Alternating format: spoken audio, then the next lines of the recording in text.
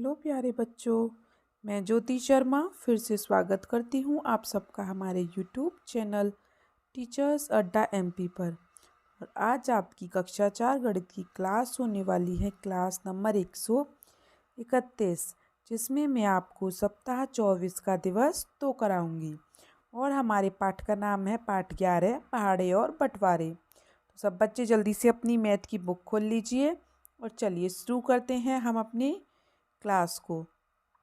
उससे पहले जो बच्चे हमारे चैनल पर नए हैं या जिन्होंने अभी तक हमारे चैनल को सब्सक्राइब नहीं किया है बेटा, तो जल्दी से सब्सक्राइब कर लीजिए, जिससे कि सारी वीडियोस आपके पास लाइन वाइज लाइन पहुंचती रहें।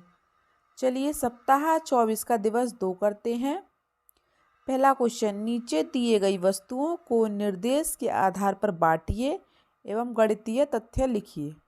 तो देखिए इसने क्या कहा है, दिए गए 9 आमों को, ये 9 आम हैं, इनको बराबर हिस्सों में बांटना है। ठीक है, तो हमने इसको बराबर बराबर हिस्सों में बांट दिया है। कैसे? 3 इसमें, 3 इसमें, 3 इसमें। तो 9 का भाग कर दिया 3 में, तो एक हिस्से में कितने आम आए? 3।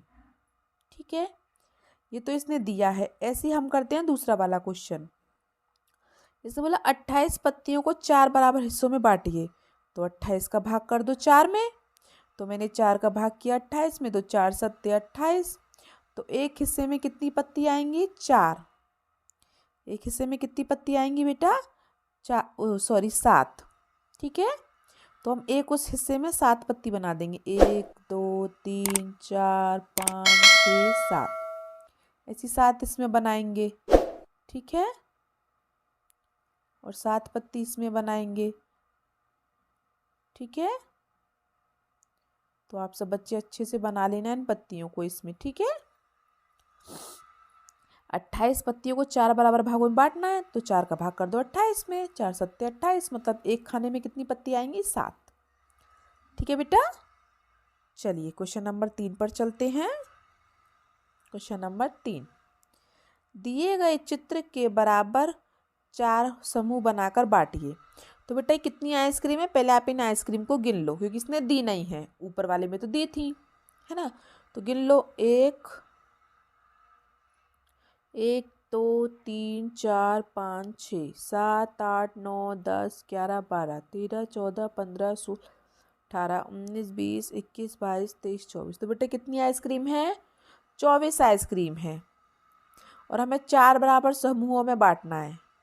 तो 4 का भाग कर दो 24 में, और 4 का भाग किया मैंने 24 में, तो 4 6 24, मतलब एक खाने में कितनी आइसक्रीम आएंगी? 6।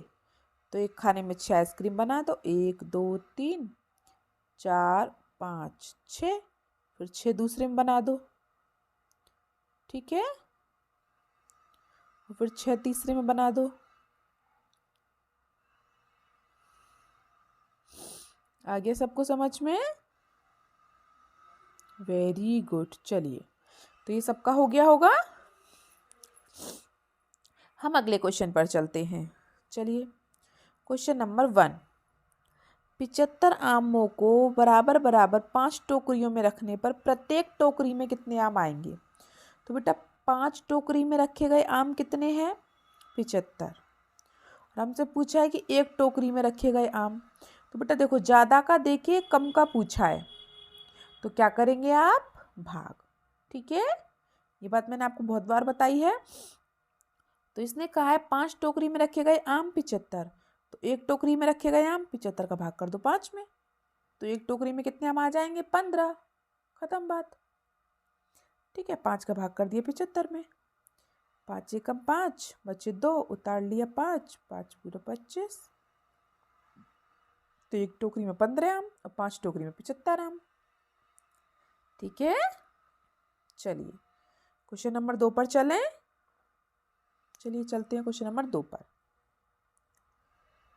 30 कॉपियों को बराबर बराबर 6 बच्चों में बांटने पर प्रत्येक बच्चे को कितनी कॉपी मिलेगी? तो बेटा 6 बच्चों में बांटनी है कॉपियाँ, कितनी? 30। तो एक बच्चे को कितनी मिलेगी? तो ज़्यादा का दे के कम का पूछा है, तो क्या करेंगे हम लोग? भाग। तो 30 का भाग कर दो 6 में, सिंपल। और 6 का भाग हम करेंगे 30 में, तो 6 पंजे 30। मतलब कि एक बच्चे को 5 कॉपी मिलेंगी।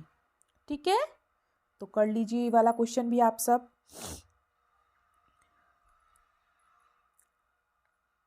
मेरी 2 बातें हमेशा याद रखो, जब भी कम का देके और ज़्यादा का पूछे तो गुणा करनी है, और ज़्यादा का देके कम का पूछे तो भाग करना है।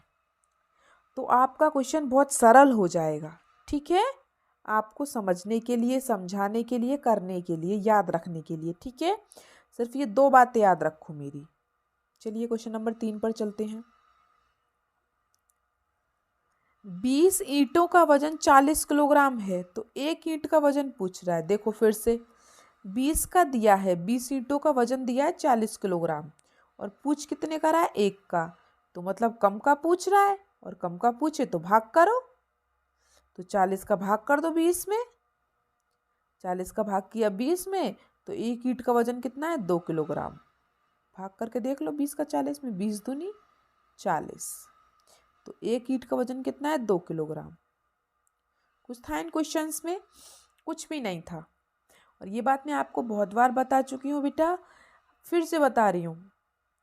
अगर आपको ज़्यादा का देके कम का पूछ रहा है, कम का पूछे तो भाग करना है, और कम का देके ज़्यादा का पूछे, अगर ज़्यादा पूछे तो गुणा करना है। ठीक है, याद रहेगा, ये 2 बातें याद रखिए।